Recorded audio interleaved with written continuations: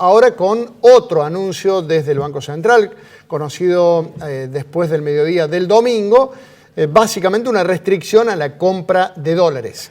Es el tema, ya hoy el mercado abrió subiendo, pero rápidamente bajó con el dólar a 59, pero eso sí, tenemos el dólar Banco Nación, el dólar promedio de los bancos privados para comprar dólares en home banking y también el dólar de las casas de cambio, yo no sé si será ese u otro, el dólar blue, que algunos anuncian habrá en la Argentina como cuando hay restricciones para la compra de dólares. Si bien en este caso la restricción es hasta $10.000 por mes para las personas físicas. Pero lo hemos convocado a José Simón, el economista, que siempre nos ayuda en este tipo de situaciones. José, gracias por venir. ¿Cómo estás? Muchas gracias, Fernando, por la invitación. Bien, muy bien.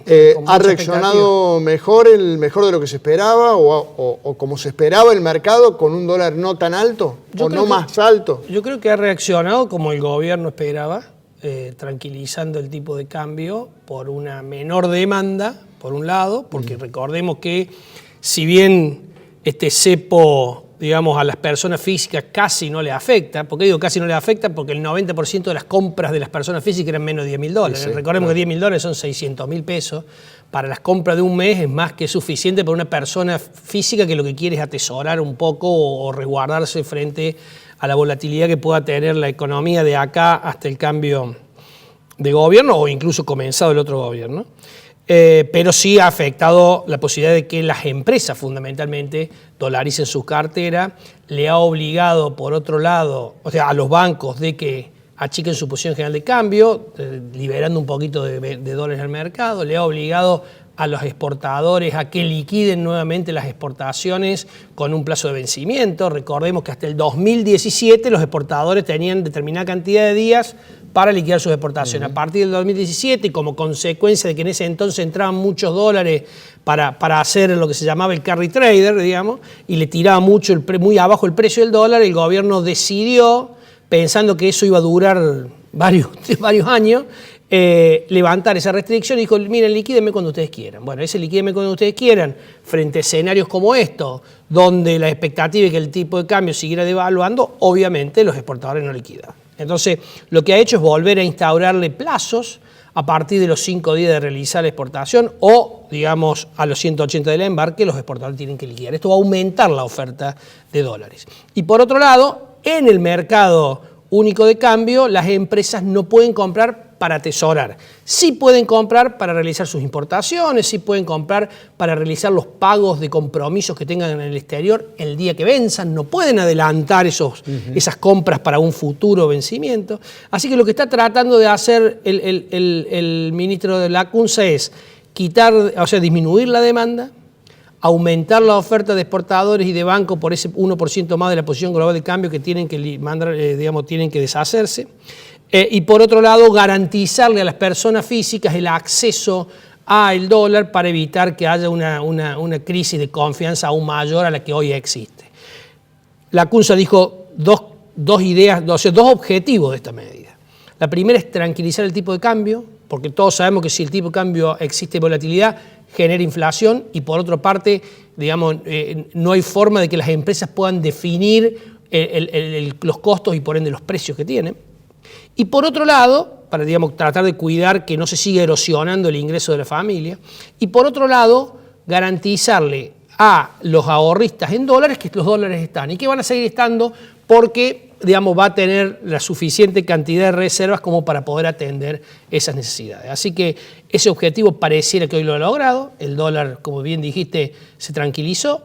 Y por otro lado, pareciera que en los bancos la demanda de dólares está también disminuyendo, más allá que los bancos, obviamente por una cuestión operativa, tienen que reestructurar las extracciones, tienen que coordinar con los clientes las extracciones para que tengamos tiempo a que llegue el físico desde Buenos Aires y a su vez se distribuya desde Córdoba a las distintas sucursales en las distintas localidades de la provincia. Así que me parece que este cepo light es light para las familias, para las personas físicas o humanas, como se le dice ahora, y es un poco más estricto, bastante más estricto para las personas jurídicas, para las empresas. Hay que tener en cuenta que la mayor preocupación la desató no esta medida, sino la medida anterior, la del miércoles a la tarde, cuando reperfilaron las letras que vencían y entre ellas reperfilaron las letras en pesos. Y eso hizo que cuando las empresas fueron a buscar los fondos comunes de inversión, cuyos subyacentes en lo que invierten esos fondos comunes de inversión eran LECAP, no sabían cómo dársela porque había un tratamiento diferencial entre la persona jurídica y la persona física y además porque habían tenido una pérdida importante.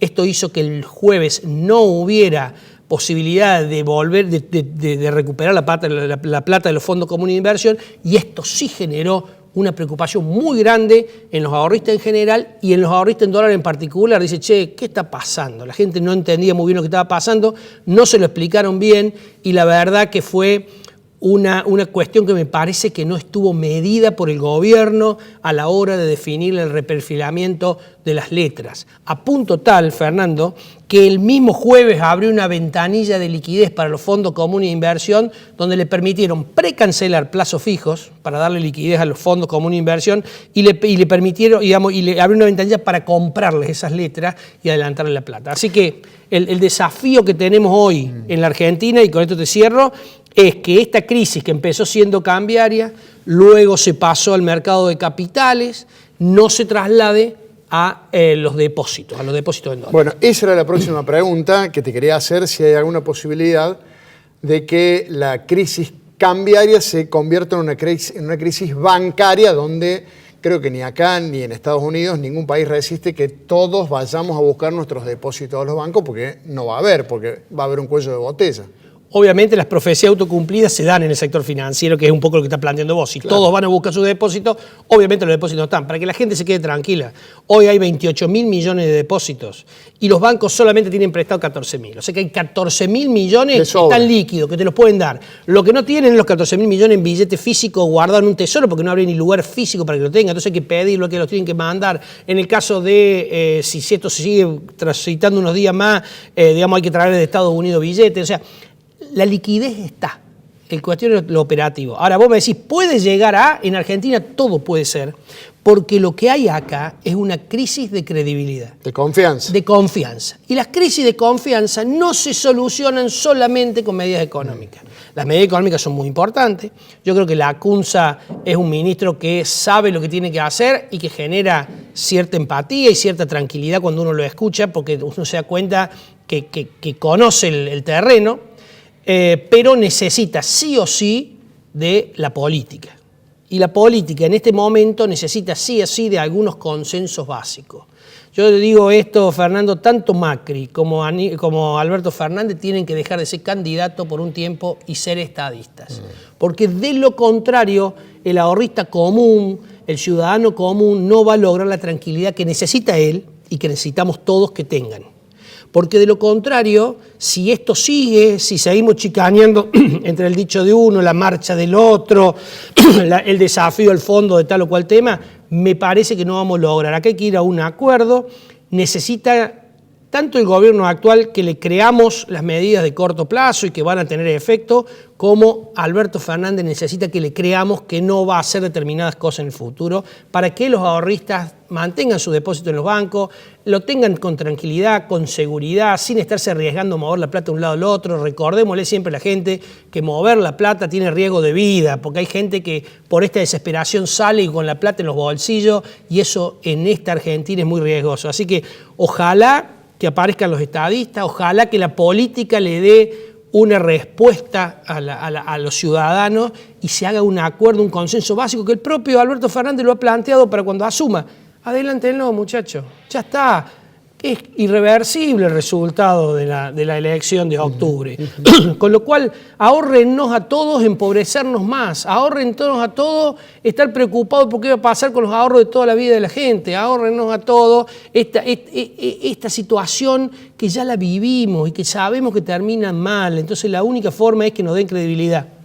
Credibilidad no solamente con el proyecto de ley, sino porque ya incluso si acá se han violado leyes votadas 6 meses antes, como la integridad de los depósitos, sino fundamentalmente con un acuerdo político en el que tienen que estar no solamente los partidos, sino los sindicatos, los empresarios, el sector agropecuario, el sector financiero, todos tienen que estar para tratar de estabilizar esta Argentina. Y permitidme acá sí hacer un reconocimiento al gremialismo que me parece que está actuando con mucha responsabilidad en este momento, porque está poniendo paño frío, está conteniendo diciendo a la gente que no es que no tenga demandas para hacer, pero me parece que en esto hay que reconocer, están actuando con responsabilidad, cuestión que no la están haciendo viejos dirigentes, digamos, del kirchnerismo, que han tenido cargos estratégicos, como Felisa Micheli, que fue ministra de Economía, como Marcó del Pont, que fue presidente del Banco Central, y que hacen declaraciones realmente temerarias para un momento como este. Me parece que la responsabilidad de todos, de la política, de los comunicadores, de los que podemos o tenemos la suerte de poder que nos inviten para hacer análisis, debemos llevar tranquilidad a la gente. Esto no quiere decir no informarla, esto no quiere decir que uno le pueda asegurar algo a la gente, porque la verdad, Fernando, que asegurar algo en este país es muy difícil, pero uno debería decir en este momento, a esta altura, digamos, ganen en tranquilidad, aprendamos a parar un poquito el fútbol y miremos un poquito para adelante y le pidamos a la política la responsabilidad del caso. Es muy importante lo que estás diciendo, José, porque esto le compete tanto al presidente, yo vengo diciendo, el presidente se tiene que poner en presidente y no en candidato, y también a Alberto Fernández, que por supuesto es candidato, pero en su rol de candidato tiene que elegir entre ser como Lula, que recibió el gobierno de Fernando Henrique Cardoso, o ser como Menem, que recibió el gobierno de Raúl Alfonsín, pero en dos roles absolutamente distintos. Uno fue el Lula, que recibió el poder de Cardoso, y otro fue el Menem empujando, como lo hizo a través de Cavallo y de Guido Di Tella, en Estados Unidos para que la Argentina no le prestara más plata. Eso generó la hiperinflación y la salida anticipada de Alfonsín. Y millones de pobres. Y millones de frustraciones. Y miles de empresas cerradas. Y miles de gente de argentinos que perdieron el trabajo. Recordemos que cerraron una empresa, y más en esta situación, donde ya viene con una crisis tan larga, es relativamente rápido, digamos, no aguanta una empresa 3, 4 meses más con esta incertidumbre. Ahora, la empresa que cierra difícilmente la logren abrir nuevamente, por más que venga una política pro consumo y pensando en las empresas nacionales, la empresa que cerró, Fernando, difícilmente vuelva a abrir, y el empleado que perdió el puesto le va a ser muy difícil conseguir uno nuevo. Entonces, me parece que hoy, más allá de que el precio del dólar es importante porque ancla expectativas y demás, le debemos estar exigiendo a la política que nos asegure que la pyme va a permanecer abierta, que los empleados van a permanecer con su trabajo, por lo menos hasta que se tranquilice, porque pareciera que todos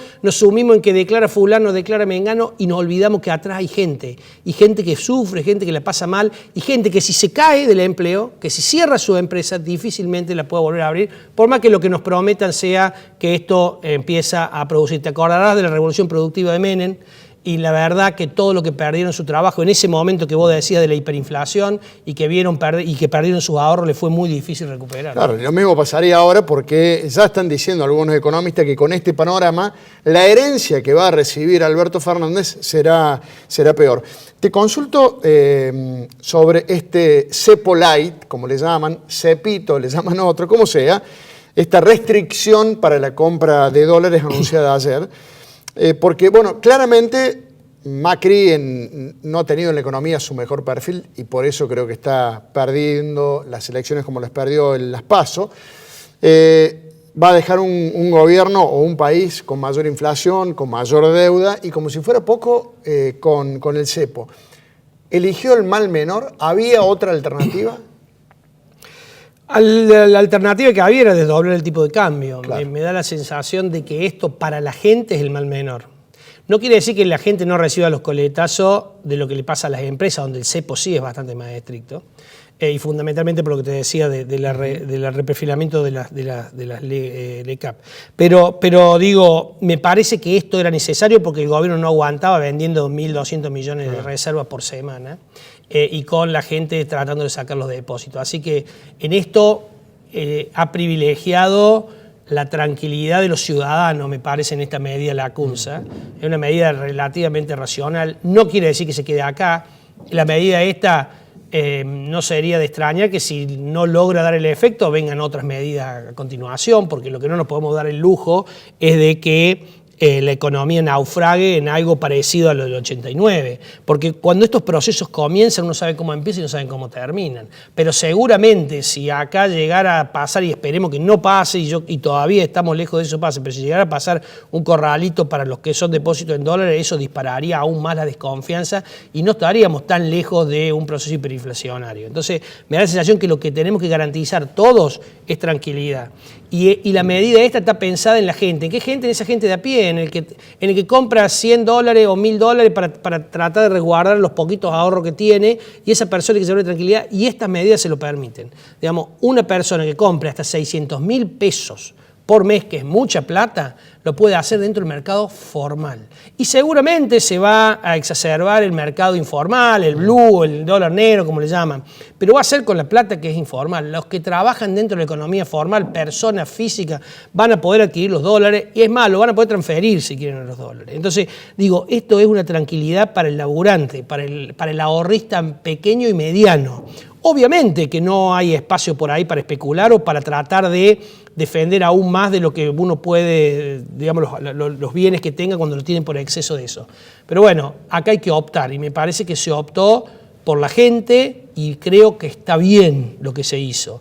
De nuevo, para mí el mayor error del gobierno es no haber, en esta etapa, errores te ha tenido muchos, digo, pero en esta etapa, el mayor error de la CUNSA, si querés, es no haber previsto lo que implicaba reperfilar o reestructurar o defaultear, como quieras llamarlo, porque en realidad no defaulteó todo, pero defaulteó una parte de las letras en pesos. Es la primera vez que nos sorprenden, digamos, reperfilando una deuda en pesos que se podría haber pagado. ¿Con qué se podría haber pagado? Incluso no hubiera generado presiones inflacionarias porque el propio Banco Central vendió esa semana 1.200 millones de dólares, con lo cual esterilizó 70 y pico mil, y lo que vencieran 59.000 millones de pesos.